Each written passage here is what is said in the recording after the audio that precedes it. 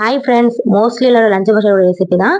அதுவும் டக்குன்னு செய்யக்கூடிய ரெசிபி வாங்க பார்க்கலாம். இப்போ தேவையான உருளைக்கிழங்கு எடுத்துட்டு கொஞ்சமாக உப்பு தண்ணி சேர்த்து அது நல்லா வேக வச்சுட்டு 20 மினிட்ஸ் வெந்ததுக்கு அப்புறம் அது கரண்டி வச்சு குத்தி பார்த்தா இந்த அளவுக்கு உள்ள இறங்கணும். இப்போ இதில் தோல் விரிச்சு மீடியம் ஹீட்ல கட் பண்ணி வச்சுக்கலாம். இப்போ அடுப்பில் ஒரு கடாயை வச்சு அதில் எண்ணெய் சேர்த்து எண்ணெய் நல்லா காஞ்சதுக்கு அப்புறம் கடுகு சேர்த்து கடுகு நல்லா பொரியட்டும். இப்போ ஒரு பெரிய வெங்காயத்தை பொடி பொடியாக கட் பண்ணி வச்சிருக்கேன். அதையும் சேர்த்து நல்லா பொன்னிறமா வர அளவுக்கு வதக்கிக்கோங்க. இப்போ 2 காஞ்ச மிளகா, ஒரு கொத்து கருவேப்பிலை சேர்த்து நல்லா வதக்கிக்கோங்க. இப்போ ஒரு ஸ்பூன் இஞ்சி பூண்டு பேஸ்ட் சேர்த்து அதையும் அதோட ராஸ்மல் அளவுக்கு நல்லா வதக்கிக்கோங்க. இந்த ஸ்டேஜ்ல அடுப்பை மீடியம் ஃப்ளேம்ல வச்சுட்டு 1 ஸ்பூன் மிளகாத்தூள், 1/2 ஸ்பூன் கரம் மசாலா சேர்த்து கொஞ்சமா தண்ணி சேர்த்துக்கோங்க.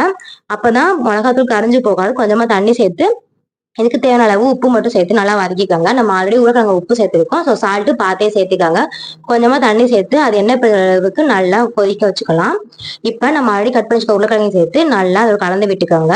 ஒரு 5 நிமிஷம் அதை மூடி போட்டு மூடி வச்சுட்டு அதுக்கப்புறம் திறந்து பார்த்தா நம்மளோட பொட்டேட்டோ ஃப்ரை ரெடி ஆயிடுச்சு. இது ரச சாதம் தயிர் சாதம்ல பயங்கர காம்பினேஷனா இருக்கும்.